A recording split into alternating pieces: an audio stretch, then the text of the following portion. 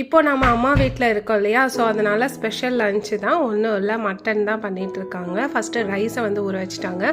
ஆட்டுக்காலில் வந்து சூப்பு வச்சுருந்தாங்க, சூப்பராக இருந்துச்சு. ஃபஸ்ட்டு ஆட்டுக்கால் சூப்பு குடிச்சிட்டு வேலையை ஸ்டார்ட் பண்ணலான்னு பாப்பாங்களுக்கு தனியாக வந்து சூப்பு வச்சாச்சு.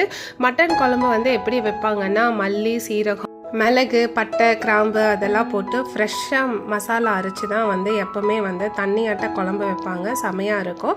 மட்டனை போட்டு ஒட்டுக்கா வேக வச்சு எடுத்ததுக்கப்புறம் மட்டனை தனியாக வந்து ஃப்ரை பண்ணிடுவாங்க. அந்த குழம்பு வந்து தனியாக ஒரு தாளிப்பு கொடுப்பாங்க. இந்த குழம்புக்கு வந்து எப்போவுமே சின்ன வெங்காயம், கொஞ்சமாக மட்டன் மசாலா, தேங்காயும் தனியாக வறுத்து எல்லாத்தையும் மிக்ஸி ஜாரில் அரைச்சி அது கூட கறியை போட்டு ஆட் பண்ணி நம்ம வந்து விசில் விட்டு இறக்கணும்னா மட்டன் குழம்பு ரெடி ஆயிரும்.